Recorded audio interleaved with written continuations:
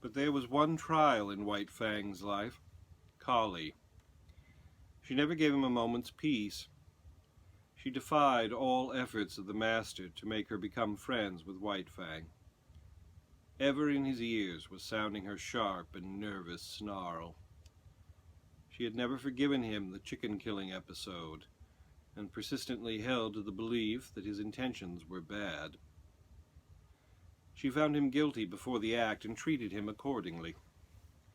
She became a pest to him, like a policeman following him around the stable and the grounds, and if he even so much as glanced curiously at a pigeon or a chicken, bursting into an outcry of indignation and wrath.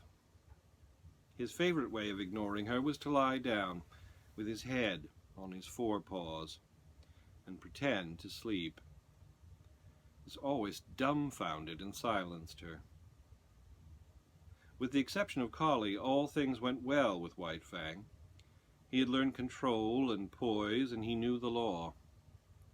He achieved a staidness, a calmness, and philosophical tolerance.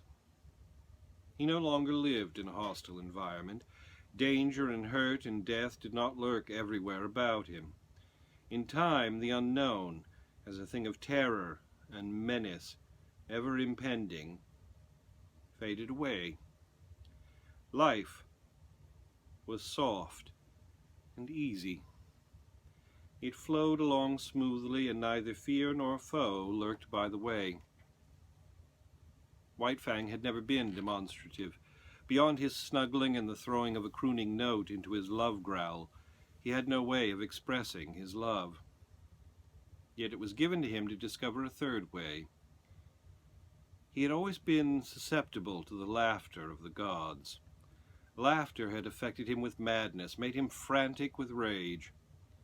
But he did not have it in him to be angry with the love master, and when that god elected to laugh at him in a good-natured, bantering way, he was nonplussed.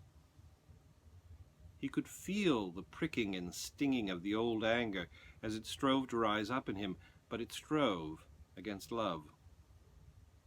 He could not be angry. At first he was dignified, and the master laughed the harder. Then he tried to be more dignified, and the master laughed harder than before. In the end, the master laughed him out of his dignity. His jaws slightly parted, his lips lifted a little, and a quizzical expression that was more love than humor came into his eyes.